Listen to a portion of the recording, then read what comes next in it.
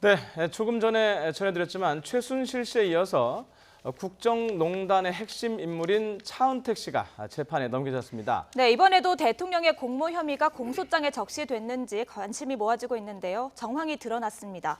자세한 내용 서종국 변호사와 함께 짚어보겠습니다. 어서 오십시오. 예, 안녕하세요. 예, 조금 전에 저희가 이제 톱뉴스로 그 현장에서 기자가 전해드렸는데 일단 차은택 씨 혐의부터 정리를 하는 게 순서가 맞겠죠?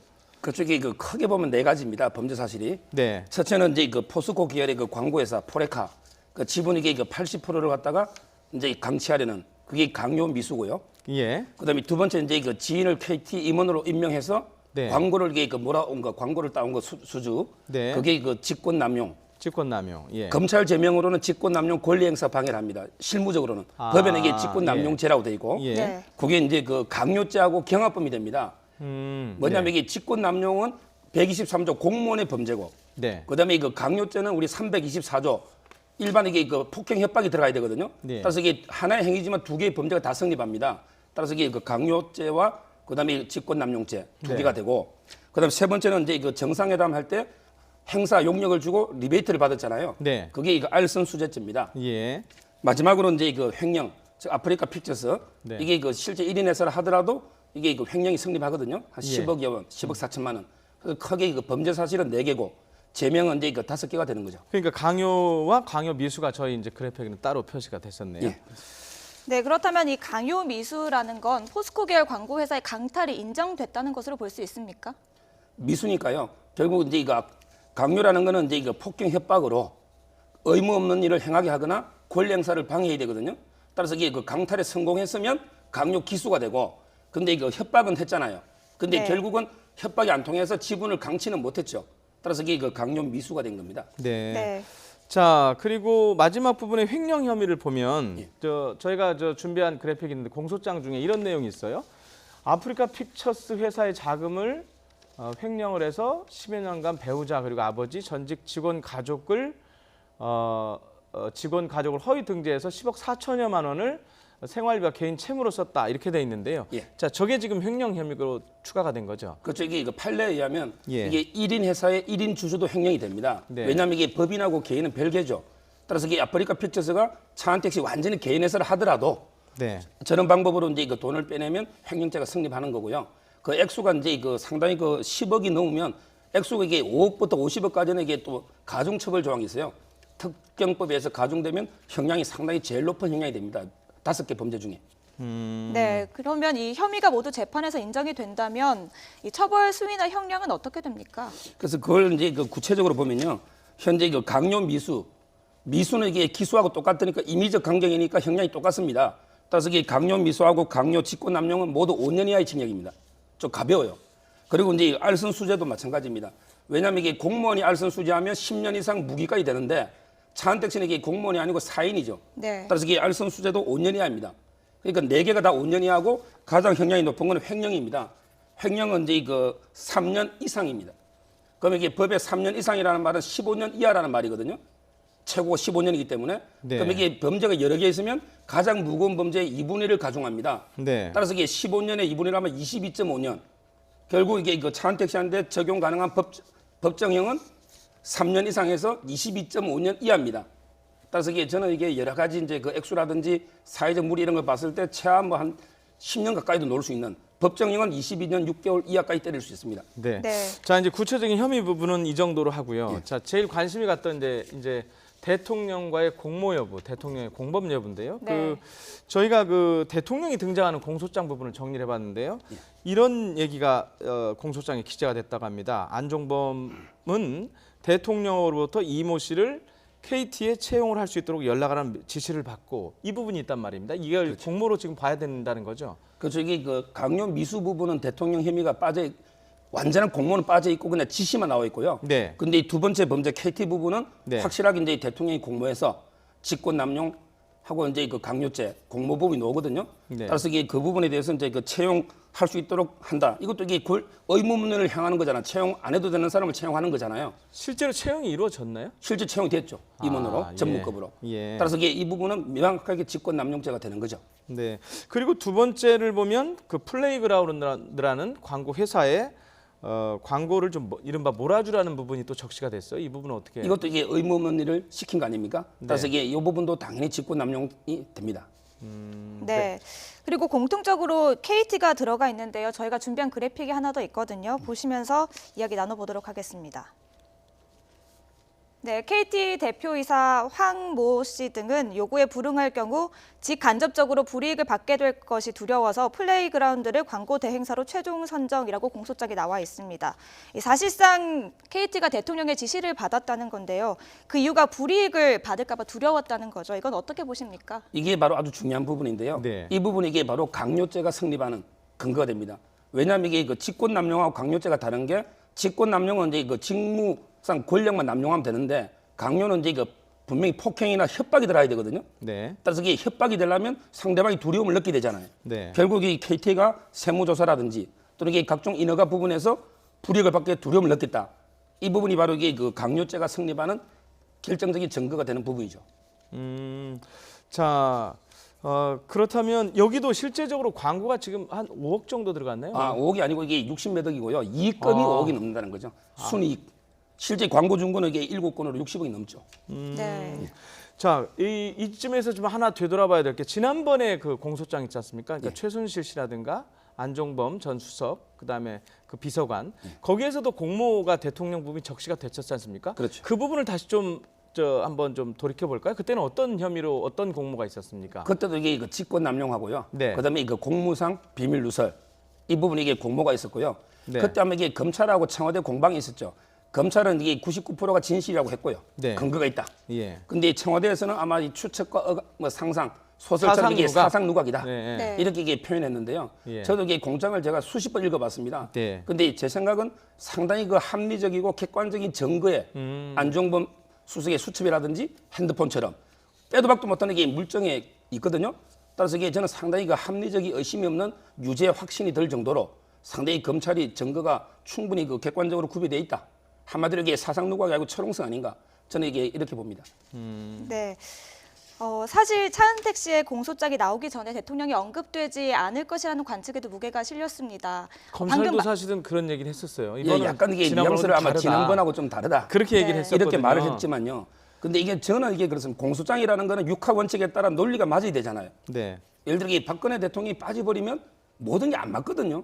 왜냐하면 이게 안종범 수석이 개인적으로 왜 그런 강요라든지 이게 직권남용에 개인적으로 할 이유가 없고 또 이게 그 안종범 수석과 최순실 씨가 이게 처음부터 아주 친하거나 그런 사이도 아니잖아요. 네. 이거는 이게 중간에 대통령이 들어가야만 모든 게 공모관계가 완전하게 성립되거든요.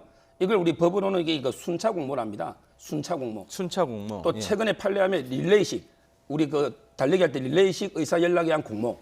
따라서 이게 그 세 명이 한 자리는 아니더라도 예를 들어 이게 박근혜 대통령과 최순실, 그다음에 박근혜와 안종범 이런 식으로 이게 연락의 공모, 이걸 순차 공모를 하는 거죠. 따라서 이게 저는 이번에도 당연히 들어가야 되지 않을까. 왜 저번에 이미 그 KT 부분이 많이 언급됐잖아요. 네. 그래서 네. 이게 이번에 저는 빠질 수 없을 거로 처음부터 봤습니다. 네. 그러면 검찰이 확실한 증거를 가지고 있다고 봐도 무방하겠죠. 그렇죠. 이게 그 가장 중요한 거는요. 저는 이게 검찰에서 자꾸 대통령을 수사 안 하면 뭐 뇌물 기소 못 한다고 하는데 그건 말이 안 되는 게요.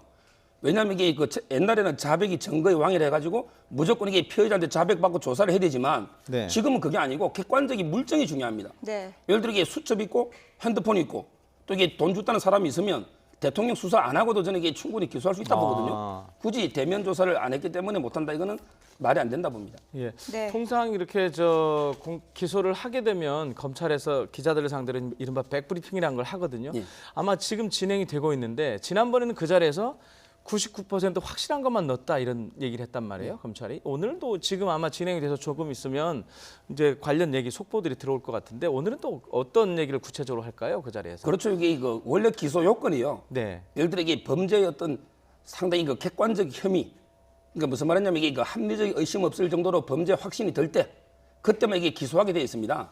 이 말이 이게 검사가 기소한다는 자체가 이미 99% 이상 확실하다는 뜻이거든요. 네. 아마 그래서 이게 저번 말이나 이번에도 똑같은 입장이 아닐까 검찰은 뭔가 이게 객관적인 증거에서 확신한다. 아마 이런 입장이 표현될 것 같습니다. 네. 네.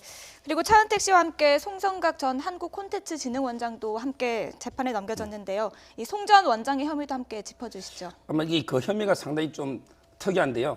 왜냐하면 이게 그 사전 뇌물죄, 사전 수뢰죄하고 네. 그다음에 뇌물죄인데요. 이 사전 수뢰죄라는 게 이분이 이제 그 콘텐츠 진흥원장이 이제 차관급이고 이게 공무원으로 간주되는 거거든요. 공공기관 법에 의해서. 네. 그래서 이게 그 자리에 가기 전에 이미 그 회사의 그 법인카드 가지고 비용을 좀 많이 썼어요. 그거는 이제 그 사전 수뢰입니다. 왜 공무원이 아직 아니기 때문에 그게 한 500여만 원 되고요. 그리고 실제 이제 그분이 그 콘텐츠 진흥원장으로 갔잖아요. 네. 가고 나서도 이게 계속 그 법인카드를 받아서 돈을 결제한 거 이게 한 3,200만 원 정도 됩니다. 네. 따라서 이게 근데 사전 수뢰라는 거는 무조건 되는 게 아니고 그 자리로 갈 게 거의 확실해야 됩니다. 예를 들어 이게 대통령 같으면 지금 1위가 문재인 후보나 이런 사람들이 돈 받으면 사전 수뢰가 될 수도 있어요. 왜? 대통령 될 가능성이 많으니까. 그렇지만 이게 전혀 안 될 사람은 사전 수뢰가 안 되거든요. 근데 이분은 이미 원장으로 갈 게 거의 확실했다. 이미 사전 내락도 받고 인사검증까지 끝났다고 했잖아요. 네. 그래서 이게 그 공무원이 아니지만 사전 수뢰죄가 성립한 아주 이례적인 경우입니다. 네. 네. 자, 전체적인 수사 상황을 이제 이쯤에서 한번 짚어봐야 될 것 같은데요. 그 중에서도 가장 핵심이 이제 대통령에 대한 수사 부분이고 지금 검찰이 가장 주력하고 있는 이른바 뇌물죄가 성립을 하느냐 하는 부분인데 지금 그 부분이 일단 대통령을 피의자로 규정을 했고 뇌물죄 성립을 위해서 그러니까 뇌물죄를 캐기 위해서 검찰이 지금 발빠르게 움직이고 있지 않습니까? 지금 어느 정도까지 와 있습니까? 저는 이게 오늘 아마 그 제일기획사장을 또 참고인을 소환했잖아요. 네. 이 뇌물죄도 이제 이거 두 가지가 있는데 그냥 최순실 씨가 박근혜 대통령의 친동생이면요. 네. 그건 제3자가 아닙니다. 네. 가족은 이게 그냥 뇌물죄예요. 근데 최순실 씨가 자매처럼 지냈지만 남이잖아요. 네. 따라서 이게 제3자 뇌물 공여가 문제되는 거고요. 네. 근데 이 제3자 뇌물의 가장 중요한 요건이 바로 이게 그 부정한 청탁입니다. 네. 뇌물죄는 그게 필요 없고 뇌물죄는 그냥 직무에서 돈만 받으면 끝나요. 예. 근데 이 제3자 뇌물 공여는 제3자이기 때문에 아주 이게 구체적인 부정한 청탁이 있어야 되거든요. 예. 따라서 이게 그 아마 검찰에서 그 제일기획 이런 부분은 실제 그 삼성에서 옛날에 왜 합병을 앞두고 국민연금에 이게 그 찬성표 네. 이런 청탁이 필요했다. 또는 이게 뭐 CJ 같으면 사면이 필요했다. 또는 이게 뭐 다른 그런 면세점 허가가 필요했다. 이런 이제 뭔가 구체적인 부정한 청탁을 밝혀내야만 제3자 뇌물 공여가 되기 때문에 아마 이게 계속 조사를 하고 있는 거고요. 네. 지금 현재 그 돌아가는 검찰 수사 내부를 보면 제 생각에는 상당히 검찰에서 아마 제3자 뇌물 공여까지 확신을 가지고 네. 아마 이게 그 부분도 아마 기소할 가능성이 상당히 많다. 그 부분 중에서 금방 이제 삼성물산과 제일모직 합병 과정은 말씀 구체적으로 해주셨는데 그 롯데 예. 면세점, 그러니까 뭐 롯데만인지 전체인지는 모르겠지만 롯데를 지금 주력적으로 검찰이 지금 파헤치고 있단 말입니다. 이 부분은 어떻습니까? 롯데는 이게 면세점만 있는 게 아니고 네. 이게 그 신동빈 회장이나 신동주 회장 그 싸움 우리 그 횡령 고발된 네. 게 있지 않습니까? 네. 실제 이게 그 돈을 70억이나 줬다가 다시 이게 그 압수수색 들어오면서 돌려준 것도 있잖아요.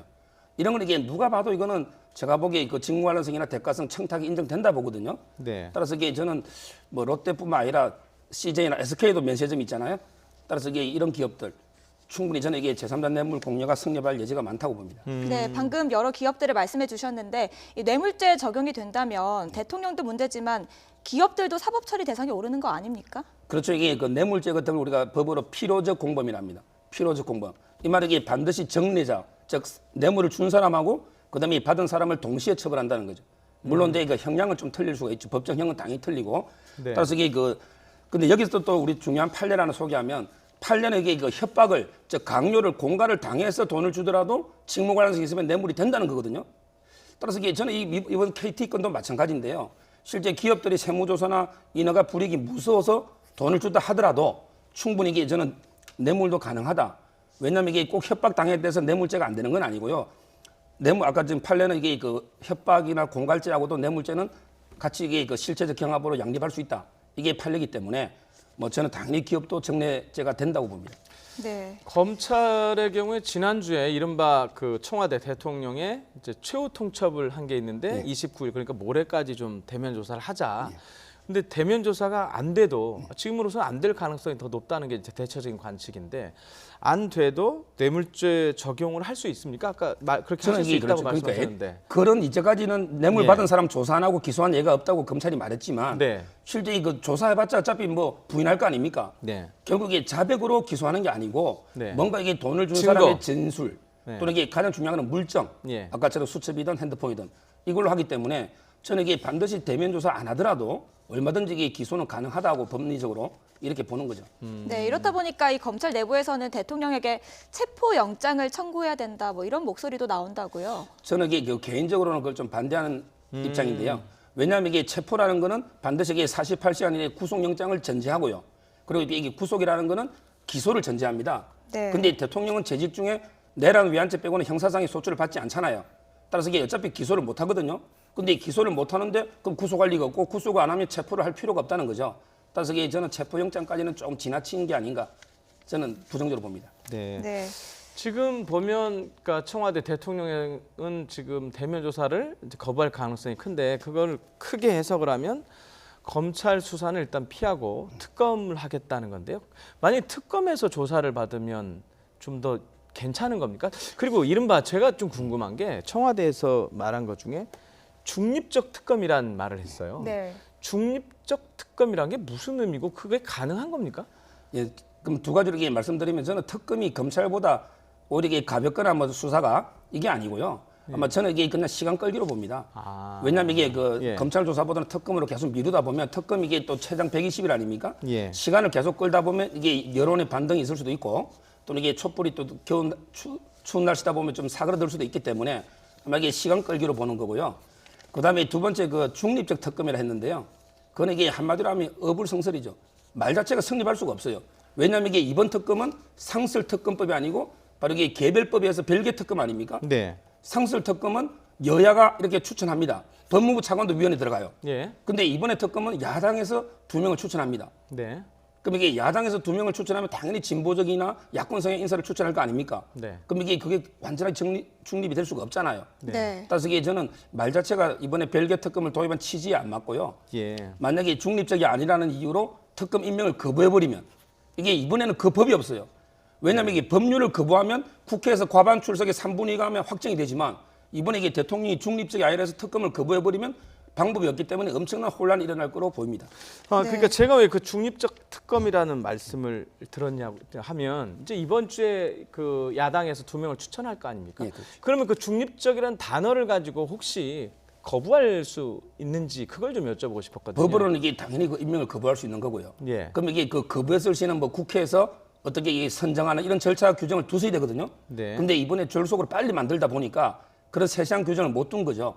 그렇지만 이게 만약에 그런 정치적으로 본다면 거부했을 때는 이게 엄청난 또 국민적 저항이 일어날 거 아닙니까? 네. 따라서 이게 그 대통령이 쉽게 거부하기는 힘들겠지만 법리적으로만 순수하게 본다면 거부했을 때는 방법이 없어요. 네, 알겠습니다. 네, 최순실 씨 재판으로 이야기를 넘어가 보도록 하겠습니다. 최순실 씨의 재판이 다음 달 13일부터 시작되는데요. 대통령의 변호인인 이경재 변호사가 검찰 조사에 대해서 강한 불만을 제기했습니다. 저희가 준비한 그래픽이 있는데요. 함께 보면서 이야기 나눠보도록 하겠습니다. 네, 이경재 변호사가 한 언론과 인터뷰에서 한 얘기인데요. 최순실 공소장이 아니라 대통령 공소장이다. 실질적 주범은 박 대통령이란 뜻인데 이 최순실 재판은 대통령의 사전 재판인 셈이다. 검찰이 대통령을 우습게 본 것이다. 이렇게 이야기를 했습니다. 최순실 씨의 공소장을 마치 대통령의 공소장으로 작성을 했다는 건데 여기에 대해서 어떻게 생각하십니까? 저는 이게 저분의 말씀중 일부는 맞는 게요. 실제 이거 주범은 박 대통령이다. 네. 그건 이게 맞는 말이에요. 실제 제일 권한이 많기 때문에 직권남용이라는 게 뭐예요? 공범이 아니고 주범이 그렇죠. 이게 물론 공동정범이지만 네. 그중에 이게 주범, 종범죄는 형량이 있을 거 아니에요. 그럼 이게 우리 형법 34조에도 보면 자기의 지휘감독을 받는 자를 교사방조하면 이분을까지 가중합니다. 그럼 이게 안종범 수석은 대통령이 지휘감독을 받는 자 맞잖아요. 네. 그럼 이게 안종범 수석보다는 대통령의 책임이 당연히 크고 그리고 이게 최순실이는 사인이잖아요. 따라서 이게 저는 대통령이 가장 책임이 무겁다는 저 말은 맞고요. 근데 그 밑에 말은 납득이 안 되는 게 검찰이 이게 대통령을 졸로 본다. 저도 이게 장기도지만 그럼 대통령이 장기판이 졸이 아니고 왕입니까? 저는 이게 그거는 고대 봉건 시대는 뭐 왕이 있고 차포가 있고 졸이 있겠지만 저는 이게 지금은 모든 사람이 이게 국민들이 다 법 앞에 평등한 거 아닙니까? 그렇죠. 따라서 이게 뭐 졸에 비유하고 뭐 이런 거는 저는 상당히 부적절하다 이렇게 봅니다.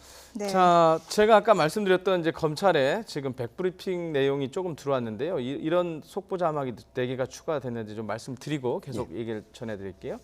그 검찰에서 이렇게 밝혔습니다. 대통령이 그러니까 포레카를 강탈한 공범에는 부족하다 이런 설명을 했고요. 그러니까 그 포스코의 그 광고에서 말하는 거죠.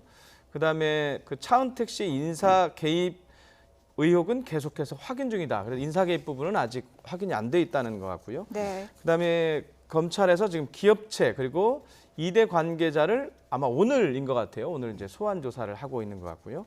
그다음에 오늘은 주로 검찰이 압수물 분석에 주력을 하고 있다 이런 그 얘기인 것 같은데요. 그 이제 조금 전에 끊겼던 얘기 다시 좀 해보겠습니다. 그 앞서 그 기업들 그 이경재 변호사죠, 최순실 씨 그 변호인. 검찰 그 공소장을 아예 소설이라고 했던 그분이죠. 그분이 그 기업들의 세무조사 인허가 불이익 우려에서 출연했다. 기업들이 그렇게 하는 거는 나름대로 이득이 된다고 판단한 하니까 돈을 낸 것이 아니냐. 그리고 그래서 기업에 대한 검찰의 인식이 너무 천박하다. 이런 얘기도 했단 말입니다. 이 지금 보는 시각이 너무 달라요, 그죠? 그렇죠. 이게 저는 오히려 그건 범죄를 자백하는 거고요. 기업체가 이익을 만약에 보기 위해서 했다면 그건 전형적인 뇌물입니다. 네. 그게 뇌물이죠. 서로 이익이 되니까.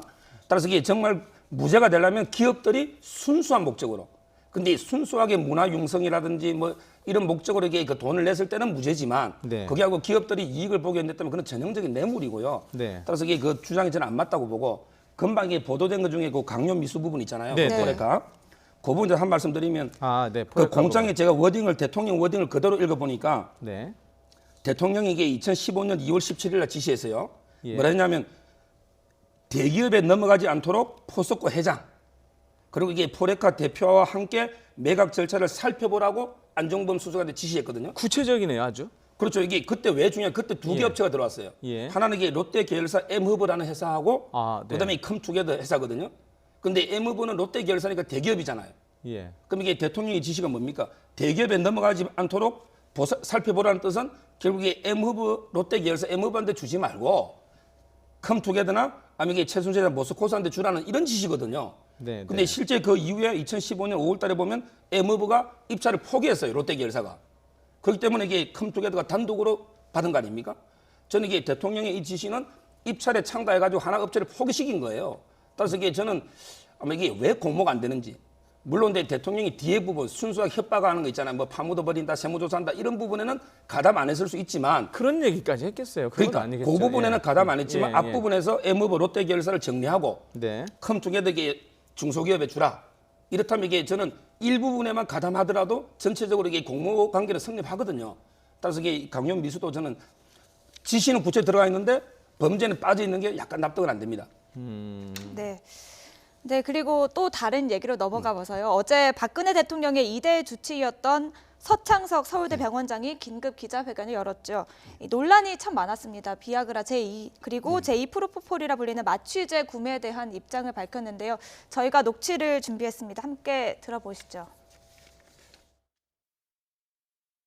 모든 것을 의무실장이 판단해서 하는 거고 예산도 의무실 예산으로 하는 것이고 저는 결제 라인에 완전히 빠져 있습니다. 최순실 씨는 제가 진짜 본 적이 없고요. 그 이름을 들어본 적도 없습니다. 정유라 씨도 마찬가지입니다. 네, 어떠십니까? 저도 이제 그 기자회견을 봤는데요. 네. 그 대통령실 그 직제 규정이 있습니다. 거기 이게 10조에 보면 그 주치의에 대해서 규정이 있거든요. 주치의는 이제 그 대통령과 직계 가족의 건강 관리와 질병 예방을 위한 총 책임자입니다. 그리고 이게 그 밑에 30명 자문의도 둘 수 있고요. 이게 물론 이게 비상근이지만 상임이에요. 네. 따라서 이게 저는 이게 기자회견이 모든 걸 의무실장한테, 저 경호실 소속 의무실장한테 모든 책임을 떠는 게 있잖아요. 네. 네. 저는 이게 도저히 납득이 안 되는 게 그 전에 대통령 청와대 해명을 보면 모든 약품 구입은 주치의와 상의해서 다 했다. 이렇게 했고요. 네. 그리고 실제 이게 통계를 보면 주치의가 바뀌기 전하고 후가 약을 구입한 게 이게 2배 이상 늘었잖아요. 네. 실제 이 주치의가 서창석이 바뀌면서 약품 구입이 많이 늘었거든요. 네. 따라서 이게 객관적인 팩트하고도 안 맞고 모든 걸 이게 부가지고 의무실장 떠넘기는데 저는 이게 그렇다면 주치의를 왜 두는 직무유기 아닌가 이런 생각이 들 정도로 잘 기존의 청와대 해명하고는 안 맞기 때문에 분명히 누구 한 명은 거짓말이다. 왜 기존의 청와대는 분명히 주치의와 상의해서 모든 약을 다 구입했다고 설명했고 근데 이번에 주치의는 전혀 자기는 모르고 의무실장이 다 했다 하니까 둘 중에 하나는 이게 거짓말이 아닌가 이렇게 봅니다. 네. 거짓말인지 아닌지는 나중에 일단 조사는 해봐야 되겠지만 이런 말씀도 했어요. 김상만 전 녹십자 에이드 원장에게는 주치의 통하지 않고 연락을 직접 했다는 거고요. 특별 대우에 대한 이유는 분위기상 내가 못 물어봤다는 건데요. 이렇게 지금 질문이 와 있네요. 주치의가 버젓이 있는데 콜닥터를 부른 것과 똑같은 거 아니냐 이해가 되십니까? 라는 건데 이해가 되십니까? 저도 이게 이해 안 되는 게 이번 저는 사태의 가장 큰 핵심은 바로 이게 공권력의 삭고나 즉 공적 시스템이 붕괴돼 버리고 모든 게 이게 사적으로 의존하는 그중에 대표적인 의료 시스템 아닙니까? 네. 왜냐하면 이게 주치의는 공적인 시스템이에요.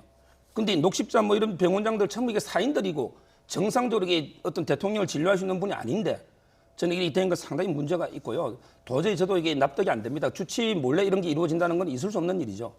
네, 그런데 이렇게 긴급 기자회견을 연 서 원장 역시 여러 특혜 의혹의 중심에 있는 인물이죠. 그렇죠. 이게 뭐 아직까지 구체적으로 밝혀진 건 아니지만 실제 그 병원장 임명부터 시작해서 현재까지 이게 그 상당히 그 의혹은 많이 제기되고 있죠. 앞으로 이게 현재 이게 워낙 의혹들이 많다 보니까 모든 의혹에 대해서 이게 수사가 안 되고 있는데요. 저는 이게 그 의료 이런 부분도 반드시 이게 검찰의 어떤 철저한 수사가 이루어져야 되고 어제 아마 이게 최순실 씨 누나 그 최순덕 씨를 참고인으로 소환했잖아요. 아마 이게 그게 그 중에 참고인 혐의 중에 하나가 바로 이게 의료약품 구입이라든지 이런 부분이거든요. 네. 그래서 이게 이런 부분에 대해서도 아마 철저한 수사가 이루어져야 된다고 봅니다. 네. 네, 알겠습니다. 네, 서정욱 변호사와 함께 자세한 내용 짚어봤습니다. 고맙습니다. 예, 감사합니다.